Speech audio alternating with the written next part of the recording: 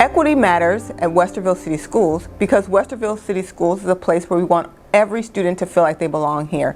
And in order for us to do that, it's important that equity is represented in every phase and every space that we have in our school district. So when we think about curriculum and materials, we want to make sure that equity is presented in the materials that we present to our students.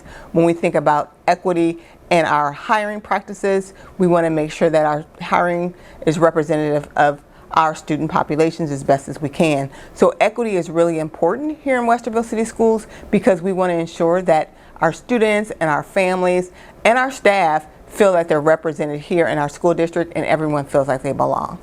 It was very important for us to ensure that we understood what equity looked like in our district, and so what we did was we created a task force to kind of look into what's happening in our school buildings, what's happening with our students, what's happening with our curriculum, to ensure that there were no gaps.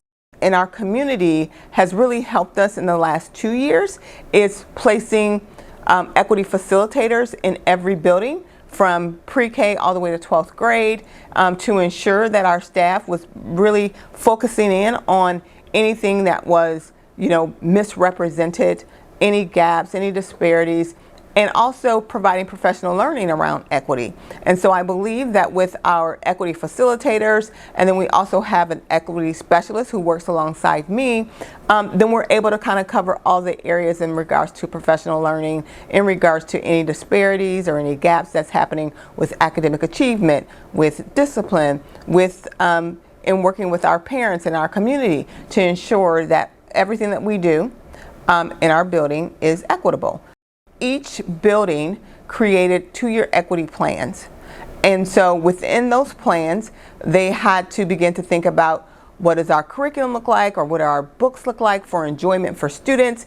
And in that work, our buildings were giving equity funds. So every building has funding to provide professional learning or to provide books or to help support any type of activities or initiatives that they want to do with their students and families.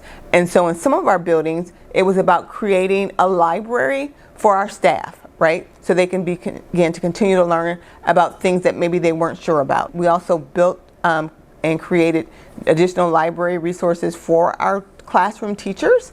For some of our middle schools, what that looked like was being able to create equity student councils in our schools that would be able to represent and have the student voice in their building. We know that in our middle schools they have student groups, and in our high schools they have student groups that focus on either social justice or equity.